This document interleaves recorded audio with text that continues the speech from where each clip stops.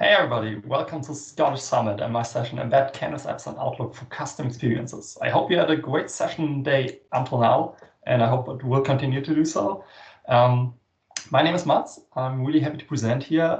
Before I start, I want to say a huge thanks for all the organizers, all the volunteer work which went into this event. I know it had been a big work to do this, and I really want to thank everybody involved because I'm really happy to be here. I'm pretty sure you are too. We have a lot of awesome content during the whole day, and I'm happy to do my part. And I'm also quite happy to talk about all the sponsors who made this one possible. So we have ScriptRunner, we have DQ Global, Proximity Tree, Redspire, Agilysys, Hitachi Solutions. So please check them out.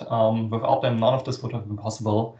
And yeah, with that, let's start. A few words about me. So as I said, my name is Mats. I'm Mats Necker. I work for the K&K Group. I'm the CTO and co-founder of our customer engagement branch, so everything related Dynamics CRM Power Platform. I'm based in Hamburg, Germany. I started in the Dynamics scene roughly about 10 years ago. I started at NAV, which was back then Dynamics NAV, which is nowadays Business Central. But 3 years ago, when we started the customer engagement, I went to Dynamics CRM and nowadays the Power Platform. I like a lot of things. So I work as solution architect, developer, consultant. So I'm a bit involved in everything and happy about that. Maybe let's focus on the developer because that's something I wanted to, or you will later on see why I wanted to mention this beforehand. So I'm a developer, but more like you would expect a classical Dynamics developer. So I do C# coding, I do customizations, but for me personally, I'm not really good at JavaScript and that kind of stuff. You will later on see why I mention this now, but it's kind of important because what I want to show you today, you don't have to be a hardcore coder to do this, and I hope that's the message I can bring across.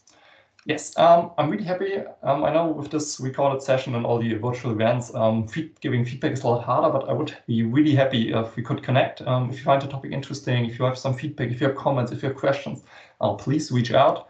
You can always reach me on Twitter, on LinkedIn. I recently started a blog, so it would be pretty cool if you could check that out. Also, all the material I'm going to show today, you will also find on my blog on my GitHub. So I will upload everything there. If you want to try it out yourself, you find all the material there.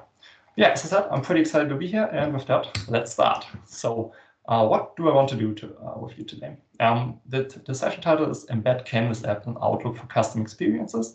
And I gotta say, with all the Power Platform, I've been really driven by embedding different stuff into each other, like taking different building blocks and build them together. So I want to start with why Outlook. Maybe Outlook is not what you think of first when you think about the Power Platform, but I want to talk about why I picked Outlook here, what I hope to achieve with that. I also want to show you what's already integrated. So what do you get out of the box with the Power Platform Outlook? Because you don't have to reinvent the wheel every time. There's a lot already there. So think about if that's maybe already enough and it's suiting for your needs. Of course, later on, I will come to that point. How do you do custom add-ins, custom experiences in Outlook? Custom add-ins is basically the technology we're going to use there. So I'm talking a bit about how that works, how Office 365 works together with that, and especially Outlook, what we can do there. I don't want to talk too much in the PowerPoint. I just want to give you a bit of the background, kind of like how did I came up with this idea? What do I hope this can achieve? But then most of the time, I actually want to show you a demo. And as I said before, I don't think you have to be a full-on developer to do this. I think it's pretty much maker stuff. That's kind of like where I want to go with this. Yeah, so that's where we're going to focus on in the demo. Why Outlook? This is the picture of, I think, probably a lot of you have already seen. This is the Power Platform, like all the new cool stuff. We have Power BI, Power Apps, Power Automate, Power Virtual Agents, all based on the data connectors. We have the AI Builder, Dataverse as the database in the backend. So really powerful stuff. But in all my projects, one thing I feel like we can never get rid of in a way of is Outlook. So in every project, Outlook still has a huge part because on one hand, a lot of external communication is driven by Outlook. Then again, a lot of people start their day using Outlook. So that's kind of like where I came across and thought like, okay, well, how can we embed Outlook more into all the processes we're going to enrich with the Power Platform, or which we want to do on top of the Power Platform. And I think Outlook is here to stay. I think you can say that much. And so that's why I came up with the idea. Let's see how else we can integrate with Outlook. Maybe a few of the numbers here. See, this is kind of the latest number I found on the usage of Outlook. which is immense. It's, I think, roughly double of what Teams is nowadays. Obviously, Teams is catching up fast. Teams has a lot of integrations out of the box. And so today we're going to focus on Outlook. For myself, and I think for a lot of you probably too, the first thing you actually do is check your mailbox when you first start your working day. And I think that's also so because people are used to this. They know Outlook, a lot of processes, legacy processes work based on mails. And also I think I'm not a licensing expert, but I think there's non-nice Microsoft 365 license where you don't have an Outlook license with that. So there's like a huge potential we can tap into. Going to get these processes maybe a bit more digitalized and getting them on or connected with the Power Platform. There are a lot of integrations already available. For example, when you go to Power Automate and you look at the templates and sort them like here by popularity, actually out of the top 5, I think 2 or 3 are based on Outlook or have Outlook integrated. So obviously there is a need to use Outlook and connect with Outlook to all the kinds of processes we built on a Power Platform. So that's why I thought like, okay, let's see what else we can do with Outlook. Before we go to the else, let's focus on what is already in the box, because Outlook is that big, obviously it's already connected to a Power Platform. We have different ways of interacting with Outlook and the Power Platform, and I want to highlight, like, I think in my opinion, the 2 most used or most useful ones. When to use what, because always remember, don't reinvent the wheel. If this is something which already fits the challenge you have or the solution you need, go with that. Don't do something custom if you can use the out-of-the-box stuff. First of all would be Power Automate. I got here a screenshot from all the templates you have there. So there's a ton of templates already in there. And as the name said, Power Automate, as soon as you want to do something automatically, probably Power Automate is the answer. So if you don't, I put it here, don't do stuff manually if you can do it automatically. So if you can base it on triggers, for example, a mail arrived, a mail mentions me, an event is created, updated, event is starting soon. I think already those 4 triggers, which are kind of the first triggers we have in the Outlook connector, those are suitable for a lot of use cases, for a lot of business cases. So if you have something which goes along these lines and you want to do it automatically, do choose Power Automate. Don't make it more complicated than it has to be. Power Automate is really good at this kind of stuff, at automating stuff, so use it, especially for these kind of use cases. Just like a few examples, maybe for these people who are not that familiar with Power Automate yet. Basically, how Outlook in Power Automate works, you can either use this as a trigger, like on the top left side. So basically, like when an email arrives, I want to do something with that email. But you also can create it inside your flow actions, like on the bottom side, bottom hand, we see what what happens when a record is created. We want to create an approval and use Outlook kind of like as an action to send out the actual approval mail. So those are like the different ways you can use it, either like starting from Outlook, usually when the mail is arrived and the event is created, or use Outlook as part of your action flow. Okay, the other great stuff we already have part of the Power Platform is the Microsoft Dynamics 365 app for Outlook. You see it here in this short video I integrated. This is something which came first from the first-party apps, so from Dynamics 365 for sales. Nowadays, it's also available as part of the Dataverse, so you don't need a first-party license anymore. What it does, you see it here, this actually creates what's called a task pane. You see on Outlook here on the right-hand side, you have this task pane which you can open as long as you're in the context of an email or a meeting. And then you can track that email to different entities we already have in the Dataverse, or tables, as they're called nowadays. So you can track it to contacts, to opportunities, to quotes, all that kind of stuff. You can also create new accounts and new contacts. And basically, because it is a model-driven app, you can basically navigate the whole Dataverse using this app, which is quite powerful. It can be quite complex, but you can do a lot of stuff. And also keep in mind, it is a model-driven app. So actually what you get out of the box is already great, but you can customize it. So you can customize all these forms we see here. You can customize them in adding new fields, in kind of like putting also custom fields in there, showing kind of what kind of subgrids, what kind of related data do you want to see, for example, when you navigate to a contact. So use the out-of-the-box thing, but also keep in mind you can extend it, and you can extend using kind of like the common build tools you have when you extend the Dataverse. So take a look at that. It's, I think, quite powerful. This is actually in the backend, it is an Office add-in, the ones we're going to look in later on. So kind of like the technology in backend is the same. Keep that in mind when we go to the next part. Okay, so this is kind of like, I think, like the two main points we already have, kind of main integration points. So I thought, what would be cool? Like, can we do it even cooler? Do we have different options? It's not maybe not better or worse. It's more about having more different tools for maybe different challenges. So here's again the screenshot of the model-driven app. And as I said, the model-driven app, it's a model-driven app we have in them. So we can do customizations, but we're still limited by the framework of the model-driven app, which is great in a lot of ways, but it's also not that flexible. So the idea was, why can't we put in up here, where we have the model-driven app, just a Canvas app? Why a Canvas app? Because I think the main advantage Canvas apps have against model-driven app is that they have a complete flexibility. You can be really creative, you can put a lot of design in there, but also kind of like tailored exactly to the user experience you want to have. For example, the model-driven app, you have like a lot of fields in there, a lot of buttons. Maybe you just want the users to have like 2 big buttons because you don't want anything else, no clutter, nothing else, just focus on the main parts. That's what a Canvas app can actually do for you. So you can design it exactly how you want it.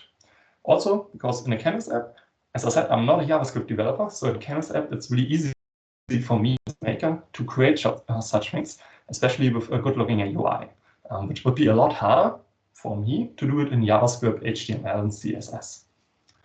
Okay, so let's look at the options. How can we achieve something like this? And this is where custom add-ins come into play. So Office allows you to extend Office and all the Office programs. It's not just Outlook. You can do the same or similar things in Excel, Word, and PowerPoint, I think. Yes. And they're called custom add-ins or Office 365 add-ins. First of all, I want to give you a bit of background, how they work, what's the idea behind it, and then how can we use it. First of all, short introduction. So what's the advantages of Office add-ins? First of all, I think at some point they created a new generation of Office add-ins. Be careful when you Google about it. There are also, I would say, like legacy add-ins, which are based on COM or VSTO, which are based more on the client side. The great thing about the new Office add-ins is that they work cross-platform. They work centralized. You have a centralized deployment. You can even put them on app source, and they all work on standard web technologies. So I would say it's more cloud-ready because it works everywhere. It works on your phone, it works on your desktop, it works in your browser, which is quite great. And the backend, the technology is relatively simple. So on the one hand, you have an XML file, which describes what's the name, what's the version number of this add-in you're creating. And then you have a web application. The web application can be something really simple, like just an HTML page with JavaScript and CSS. Can be something more complex using the JavaScript frameworks like React and all that kind of stuff. We'll go into that for a bit, but Microsoft has a lot of kind of starting points for you how to get started with it. Let's focus on the Office add-ins for Outlook. So there are different types of Office add-ins, as you can see here in the picture. So we have kind of like add-ins which are like a comment. So if you want to have a new ribbon button on top of Outlook, you can put something in there. You can put something on the right-hand side, the task pane, which we will focus on today. But you can also have something which is embedded in the context, in the mail context, for example, which is called dialog content in it. Today, we were going to focus on the task pane. Well, you can create all these commands and task panes, dialog content ads using Visual Studio or Node.js apps, which Microsoft provides for you.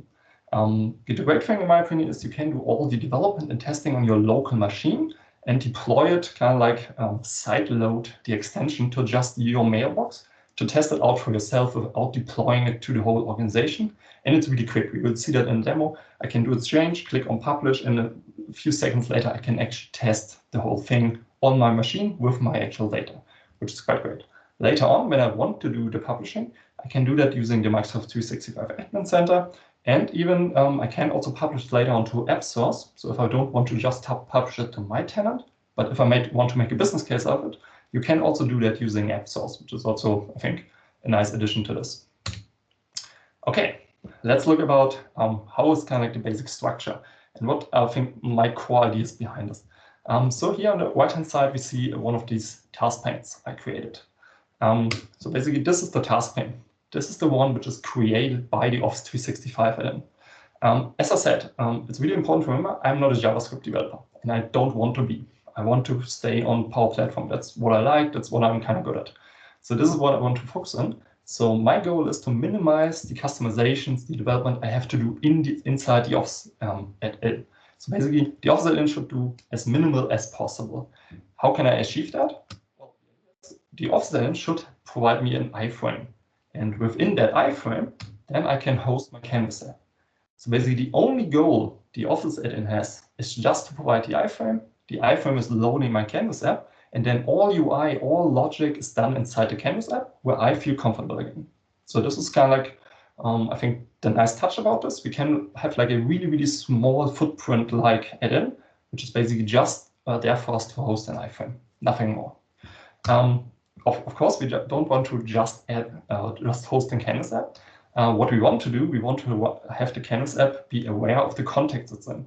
So if I'm on a mail, I want to know which mail is it, what's the job subject, what's the sender, and all that kind of information. But that's the second task the Office add-in has, kind of like to provide these information to my Canvas app. So to repeat, kind of like the whole core concept behind this is the add-in should only host the iframe, and it should pass the parameters I need in the Canvas app. Parameters I can read from the mail properties. And then, why do I want to do this? Because I want to do all the UI development inside the Canvas app. Obviously, you can create beautiful looking Office apps which have like a lot of functionality. But once you do that in the Office app in yourself, you have to do it in JavaScript. You also have to call all the external web services by yourself.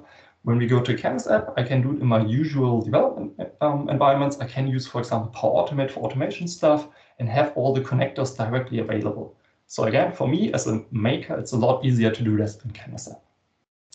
Great. Okay, let's see. Before we go into the demo, maybe just a bit also like how came I up with this? Because this is like kind of like not the genius which hit me. Basically, it's actually quite well documented by Microsoft. So Microsoft has this awesome Office add-ins resources page.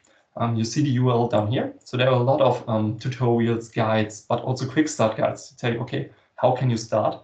And basically, this was what I was doing when I first kind of like got into this, discovered this. They have this quick start guide.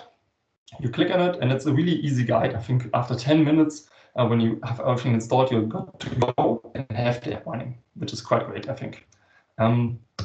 Maybe one more word about what are actual requirements or what would I recommend for you to start.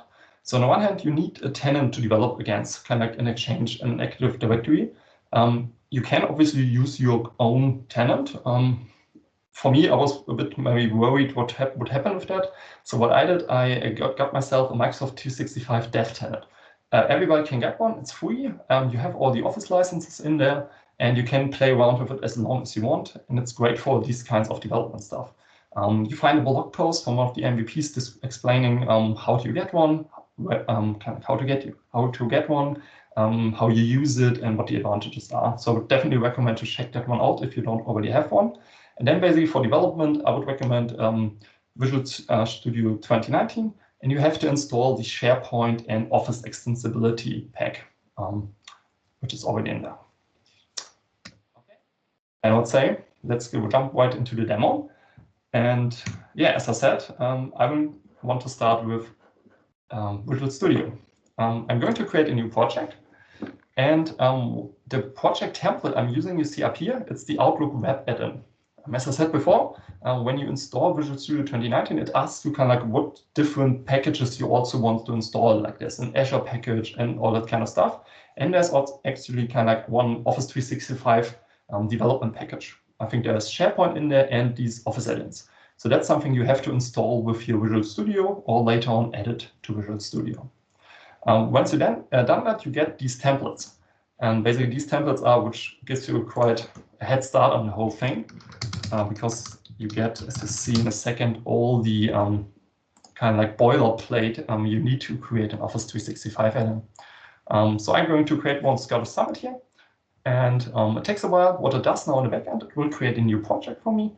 Within the project, we have this one manifest file where we have like all the metadata, and it will create a web application for me, which will be then the actual add-in shown.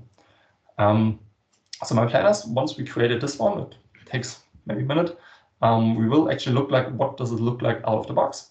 And then I will walk you through how you can extend it, what are kind of like the main parts you need here. Yeah, awesome. Here we are. As you see on the right-hand side, we have the project Scala Summit. This is the XML file. And here's Scala Summit Web. That's the web application itself. Before we go into any details here, I want to show you how easy it is to kind of deploy and test this. Basically, up here, when you go on Start, what it will do, it will build your project, it will compile it, and it will deploy it. And it will deploy it to an Exchange account. The first time you log in, you have to provide your mail address and also password. I was logged in before, so it remembered my account settings. And also you see here, this is on Microsoft. So this is my Microsoft 365 dev tenant I'm logging into at the moment. Okay, let's do the connect. So what it will do, this site loading I mentioned earlier. So after it created now my web application, it will deploy it to my Exchange so that I can use it locally, but also in the web, as you see in a second, because we will do that one in the browser. Oh, actually, this one is the incorrect one. We want to use this browser. Yeah, this is maybe an important thing to remember. When you use the browser, use the one actually where you already log in also here with your with the same login, so you're in the same tenant. I work for a partner, so I have like, I think 50 Chromes with 50 different tenants. So it's always important to have the browser which is in the same tenant as you want to test it here. Yeah, I already put a mail in here. I think you remember this one from the screenshot. And where do I find my Office add-in? As I said, this is a task pane add-in we created. The template we created is the Outlook task pane. And the task panes in the web edition of Outlook, we see it here when we go on the three dots. And there we have here Scala Summit. I will show you in a bit how we can customize the look and feel of this. But once we click on this, so this is the Office add-in the template generated for me. So nothing fancy, just a bit on here, just a bit boilerplate stuff, so to say. As you can see, it's already loaded all the mail properties I have in here, which we can later on use. But I want to show you how quickly you can actually create an Office add-in, because basically now we created our first Office add-in. Yay. Let's go back to Visual Studio. I stop it here, so now the deployment basically started. So we can take a look here in the manifest for a second. Here we see different things, some which we should change, some which we should leave the same. For example, you can put in a versioning here. You can put in your name here. You can put in the default language. You have the name in here, and for example, the icon URL for the look and feel. I think that's quite important. And then you have like a lot of stuff which at the moment you can leave as it is. For example, here it also controls kind of like when is the add-in actually shown and stuff like that. But if you just want to create a task pane for the mails, this boilerplate actually created what we need at the moment. So let's look at other files which are important for us. Probably the main one would be the message read HTML. So this is kind of like the basic structure of our web add-in, which is shown in the task pane. You see also here it created a lot of stuff. Especially here in the body, we see kind of like the whole structure we saw in the add-in. It's already created in here. The other important part is the JavaScript file. This is kind of like what adds the logic in kind of like in the backend. So which fills the fields, and you can see which also is interacting with Office. I will walk you through the files now to show you how can you customize it. Because remember, one of my main goals was that I actually don't want to have a lot in here. The Office add-in should be really lightweight. It shouldn't do a lot. It should just host an iframe, basically. So one of the first things I'm going to do, I'm going to select the whole body of my HTML file here. See, it's quite a bit. I'm going to delete this and actually put in my custom body, which I created before. So now I have a new body, and basically, as I said, I just want to have an iframe in there. It shouldn't do any more. I just want to have this iframe in order to host my Canvas app later on. It's important to give it an ID, because you'll see in the next step in JavaScript, we will do stuff with this iframe, but for the moment, give it an ID. You have to play around with the heave a bit. Sadly, you can't control the width of these task panes. And also just put the border to 0 so we don't have a visible border. As I said, all UI should be in a Canvas app. Yeah, that's basically all we have to do here in the HTML. And now the main part is in the JavaScript itself. So the JavaScript is running in between. This is I would say, standard JavaScript. And the startup function we have to concentrate at the beginning is this one. The office initialize, as you see here in the comment, this is kind of like once every time the page is reloaded, like the task pane is opened again, and we have that. Inside we have with jQuery when the document is ready, and here we can start putting in our own logic. And maybe you guessed it, as I said, I don't want to use actually what they are all done here, so I'm going to remove all of it. I don't want to have the standard stuff in here. Actually, we're going to look in this one, that's load properties. We're going to take a look into that later on. But for now, I'm just going to remove this, and I will put in here a small thing. The ID is not correct, but basically a really simple function, because what I want to do, I have the canvas iframe. Remember, we added on the HTML an iframe. What I want to do, I want to add a property source where I want to put in the link to embed a Canvas app. So this is basically the standard link for embedding Canvas apps into any iframe. The only thing we need is an app ID. The app ID we can enter here, but to this point we didn't create the app. So let's start with that. We create a really simple app and then embed it here, deploy it, and see that it actually loads our app. Okay, for that, I'm going to switch, and important, I'm going to switch to the same tenant. So it's again my Microsoft 365 developer tenant. Why do I go to the same tenant? Because basically I want to have the experience kind of like as a single sign-on. So when I'm signed in here in Outlook and I open the Canvas app, I don't want the user to have login again with different credentials, but I want to have the same credentials. For that, it's important that the Canvas app is in the same tenant as my Outlook. So it's the same Azure Active Directory in the backend. Okay, I already created here a small solution. This is the backend of the Power Platform. So this is where we now get into my common turf, where I feel a bit more comfortable than maybe in the offset ends. And I'm going to create a new Canvas app. I'm choosing a tablet form factor just because I think you can customize the size better, which is quite important to get the size right for this task pane add-in. Yeah, that's actually the first things I want to do. We're going to name it once this goes. Going to give it some logo, pick a color here. And now the important part is the screen size. I'm going to put custom in here. And this is something where you might have to play around a bit. So in my experience, the width of the task pane, it's fixed. You can't really control that. But if you can control a bit, you remember the 800, that was the one I also put into my HTML. You can change that. We're going to apply this one. And one setting I would recommend you to set, it's down here in the advanced setting with the experiment, is the optimized embedding appearances. That's just a bit smoother if you want to embed the Canvas app, which is what we want to do. Okay, with that being said, also let's save the app. Let's go to the task pane.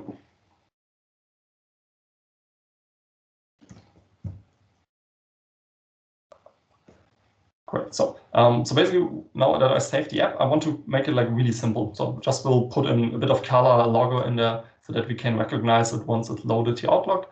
We will add the logic later to this one. So let's start with maybe recognize this, put in a background color. I also want to put in a picture. It's a bit nicer. For that one already. Yeah, let's pick the standard Power Apps logo. Works great. So what we're going to do, I'm going to save this one again. Also, always when you save in the Power Apps, always remember to publish it. Otherwise, you won't see anything. Yeah, I've stumbled about that for that a few times. So always when you save and publish, that's really important. So next thing we need to do is we need actually have the app ID. So basically, I know if you look at the app now, it doesn't do a lot, but I just want to show you how does it work. So we created our app. Check, it's already showing up here. And if I go to details, so we're not going to use the name, but in details, there we have the app ID. This is the one we need. So I'm going to copy the app ID. I'm going back to Visual Studio and put it in here, app ID. Why do we need the app ID? Because we need it for the URL, to build the URL, put it in there. Okay, and then again, I hit start. So in the backend, it recompiles my web application, deploys to Outlook. And you see it already opens a new browser window. And if I click on my mail again, I'm going to click here on my task pane. And now I see, oh, it loads the iframe and my Canvas app is displayed. And this is basically all we have to do in Visual Studio, because now my Canvas app is added. Basically from this point onward, I don't really need to customize Visual Studio again. I can do all the logic inside inside the Canvas app. Although one thing we have to, or what we want to do, obviously, at this point, the Canvas app does not know anything about where it's in the context, where am I hosted. Like, it doesn't know anything about the mail here, which is something we want to change because we want to react on this mail within our app. Yeah, so let's do that one first. Yeah, we're going to go back to Visual Studio. Until now, we just had this simple link in here. One thing I want to do now, what we're going to do is we're going to add, the idea is that we're going to add the mail properties, the mailbox item properties, as a query to my Canvas app. So when you want to send information to an embedded Canvas app, you can do that. In order to do that, what you can do is you can give all these parameters to the link and then add them as query parameters. You see, it's always and mail ID, that's the parameter name, equal, and that's the value, item.item ID. So those are like standard query parameters you can add to any Canvas app. You just have to put them like at the end of the link, which you're going to embed. But how do we get all this information, like the email address, the subject? We get that by using this JavaScript component variable. This is kind of like a global variable, which we can use inside our Office 365 add-ons, office.context mailbox.item. We're going to save this as item, and then we can use different properties we have in there. As I said before, when we scroll down a bit, here we see, you remember at the beginning in the standard, the boilerplate add-on, they were showing a lot of different information from the mail. And this is basically also here, item, office, context, mailbox, item. And you see here we have something like item class, item ID. I can attach attachments, the copies, the blind copies. I get subject, I get the sender, all that kind of stuff. Also, the documentation I was linking in my PowerPoint shows you directly which which properties you can use here. For the moment, let's start with, I want to have the mail ID.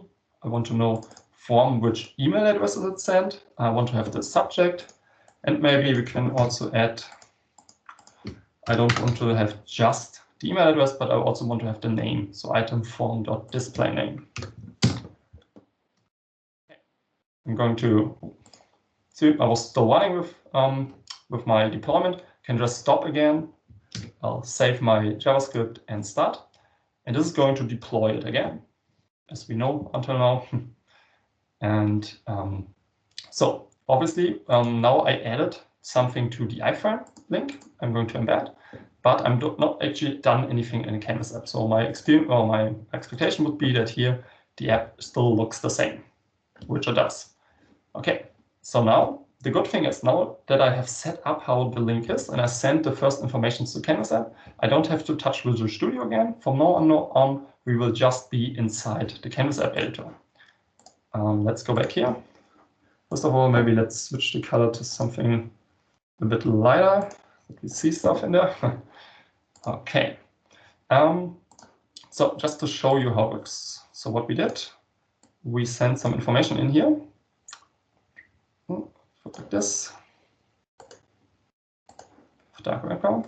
And I don't want to put in text here, but let's start with, this is the label where I want to have the form, right?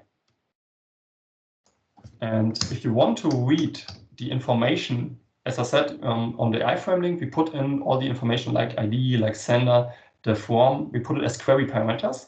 And inside the Canvas app, we have a function called param, which is supposed to read those information if they're present. So if we put param form, this is going to check if there was a query parameter named form applied to this Canvas app. Okay, and we also maybe want to have the subject here.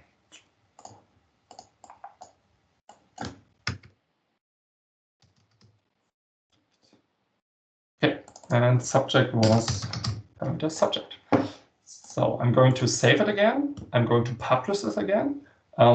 Important, I didn't change anything in Visual Studio. Actually, I still let it just running Visual Studio. So there was no changes done on Visual Studio side.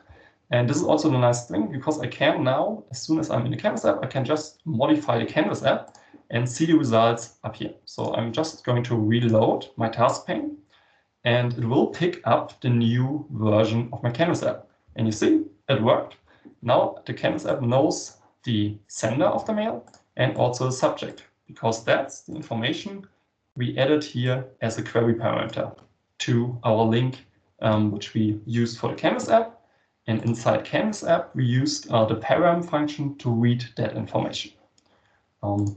Yeah, so now from this point on, we can just go on and kind of like start working in the Canvas app. Obviously, now this is kind of like where all the creativity comes in. As you see, I would say now this is the fun part. Now you can do whatever you want in this Canvas app with the information you provide.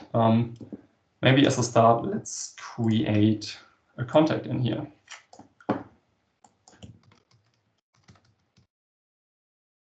Obviously, this is not something really creative. This is something, for example, the model-driven app can do, but just to give a bit of an example. What I did in backend, maybe I created a little model-driven app to see what it looks like when we create stuff. I see there's still some demo data in here. Just delete Matsnecker. So at the moment, there are no contacts in here. But when I have, when I press this button, what I want to do is I want to create that contact. So to do that, we can use the patch command in Canvas Apps. Now, again, here I copy-pasted it. So we're going to create a contact. Default contact means we want to create a new contact. The first name should be from our parameter from name we supplied. I split that on the space and used the first one as a first name, and I split it in the last name is the last part of the split would be my last name. My email address is my form. Okay, again, the nice thing is I can just easily test this.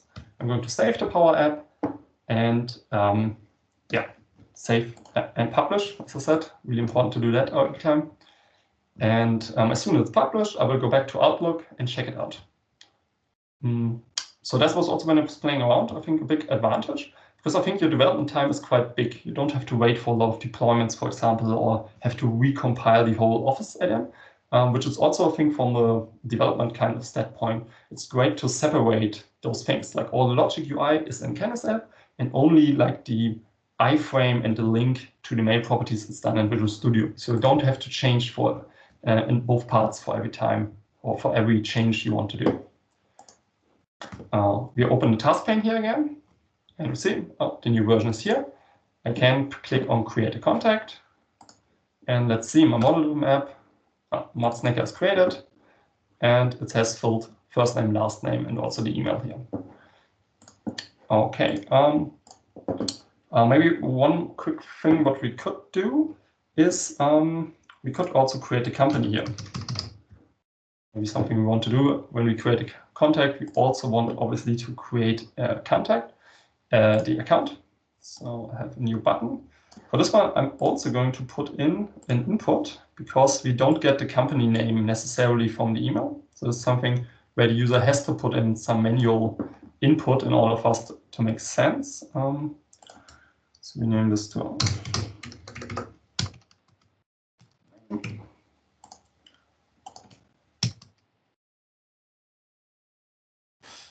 okay, and basically for this one, similar to what we did for the contact, I'm going to do a patch again, a patch on the account entity this time, or account table. We're going to use the defaults. The name we're going to get from input name.text. Here's a custom field I added because what I wanted to do is I wanted to add the domain, kind of like what is after the add, also to the account. To make it easy recognizable, kind of like contacts which belong to the same company. We can work here with the split command again. So I'm going to split the email address based on the add. and I'm going to take the last part. So I think after the add, I want to have that as my domain name. Yes, we're going to create an account.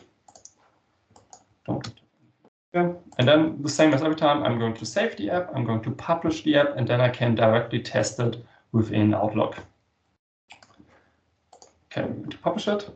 As you can see, this is what I said.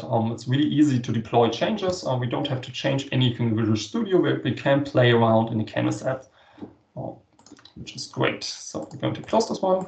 And when I open it again, this is kind of like the trigger to reload. I also have my account here. Since this is my private mail, I'll look for the Outlook Inc. And let's check it out. Honestly, this time I didn't delete my demo data, but what I did is created a new account Outlook Inc. and with the domain name Outlook.de. So why did I want to have the domain name in here?